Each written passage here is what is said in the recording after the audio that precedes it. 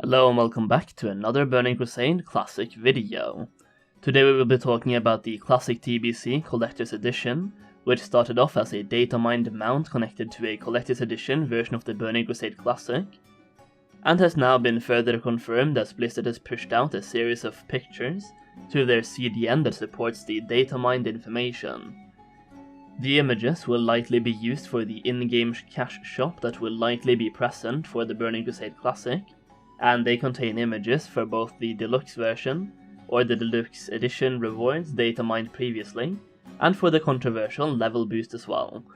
Basically, there's 3 different pictures here, each made in a way that makes it fit perfectly into a TBC cash shop, and to put this into perspective, I've gone through the painful process and logging onto the retail version of WoW, so you can see the in-game cash shop for yourself, and this is what that looks like.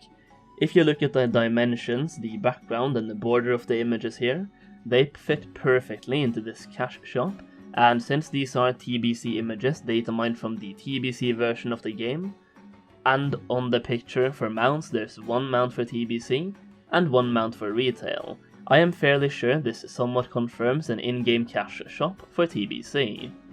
I mean, take a look at this special offers tab right here in the cash shop for retail. Now look at the image from TBC Classic Collector's Edition. Look at the bottom, you can see the exact same framework, the same stars and the same border.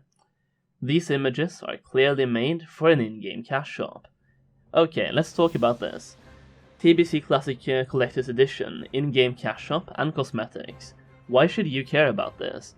I mean, it's just cosmetics, right? Nobody cares about that, let people spend their money, who cares? Well, I'm here to tell you, you should care, and here's why. Blizzard made Classic WoW to be an identical game experience to how vanilla WoW was made back in the day, or at least as close as possible to an authentic vanilla experience as it could be. This, by definition, does not include any in-game cash shop or cosmetics you can purchase with money. Same goes with TBC Classic as well, by them calling it TBC Classic. It's kinda in the name that it should follow the same rules or principles as Classic WoW, and should be as authentic of an experience to how the Burning Crusade actually was back in 2007, where yet again there was no microtransactions that involved cosmetics such as mounts, pets or toys. Over the course of Classic WoW, players have said that some changes are definitely allowed and even encouraged, but I think 99% of us can agree that this is not one of those changes we were talking about. Next up, let's talk business.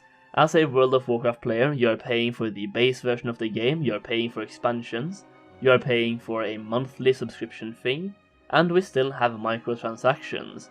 Some people call this triple dipping, but I'm going to call this quadruple dipping, because once again you are first of all paying for the base versions of the game, then you're paying for the expansions, then you're paying a monthly subscription fee just to be able to play the game, and then you have microtransactions. Sure, you don't have to pay for the base versions of the game in Classic, and I don't think you should either, because Blizzard is relaunching a 15-year-old game, and you still have to pay monthly to play the game anyway, so no matter how you look at this, they are profiting. The fact that we are paying monthly for it should be enough of an incentive for them to keep working on the game itself, and give us the next expansion, which gives us an incentive to keep playing, and that is an infinite loop of everyone being happy. This leads me to my question. What is this Burning Crusade Classic Deluxe version really for? I mean, it's an optional purchase, so it's obviously not money they need in order to keep working on it, because if they desperately needed the money, they wouldn't make it optional, and they would require everyone to pay a box price for TBC Classic. So all we're doing here is feeding them extra money to Blizzard that they clearly don't need. And if we feed them money, or extra money that they don't need, what do you think will happen to that money? Will they give their workers a raise, or will the ones in charge get a bigger paycheck?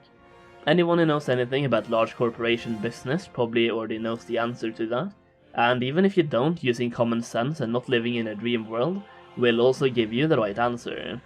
Basically, if Blizzard wanted to hire more people to produce better content and get that content out faster, they could 100% do that.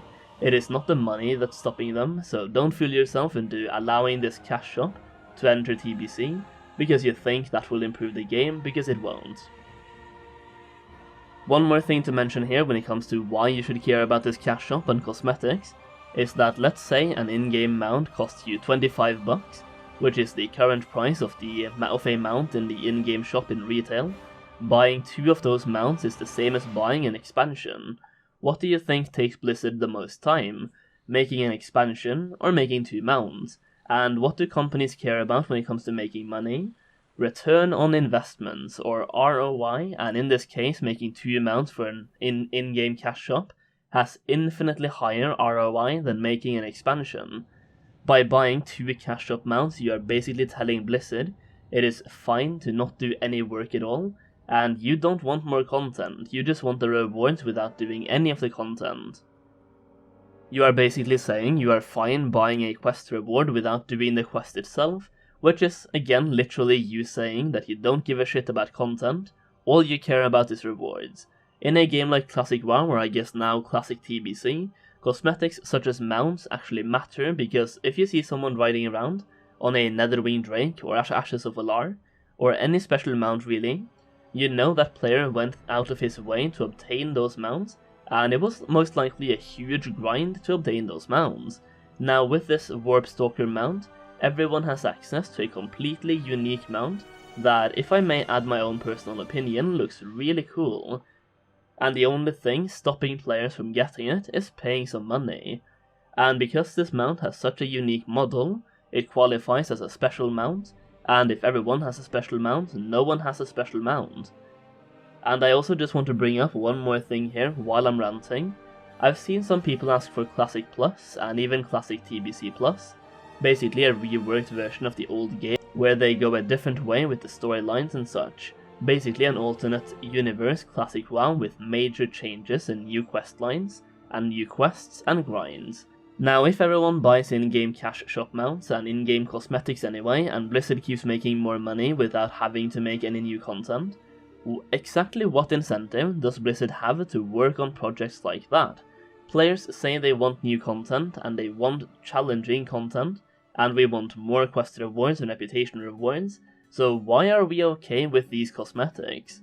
Why not add the Warpstalker Mount to a reputation, or an epic questline, which would give the players more content to go through, and maybe if you add it behind a really hefty reputation that takes time to unlock and get reputation with, Blizzard could secure themselves a couple months extra subscription revenue as well, because players will play until they obtain the mount. The point is, if you want Blizzard to put more focus into making content, you have to actually give them some incentive to make content as well, and as long as they make ridiculous returns on their investments on cosmetics, there is absolutely no reason for them to stop doing it. So I guess the TLDR of this entire video is that I don't like the in-game shop, not even in retail and definitely not in Classic, and that even if you don't mind cosmetics items, if you care about the health of the game and if you want more content in the game itself, you should also care about the in-game shop as well, and not be accepting of it. But yeah, I guess that's pretty much it for this video. Let me know in the comments down below if you agree or disagree. Did you like my opinion, or do you think it sucked? Either way, let me know. If you did enjoy the video, make sure to give the video a thumbs up, as that really helps this video get into the algorithm, which in return helps me out a lot. And hey, if you want more TBC videos, make sure you hit that subscribe button as well, as I will be uploading a lot of TBC videos, and you don't want to miss them. Thank you so much for watching, and I'll see you again very soon.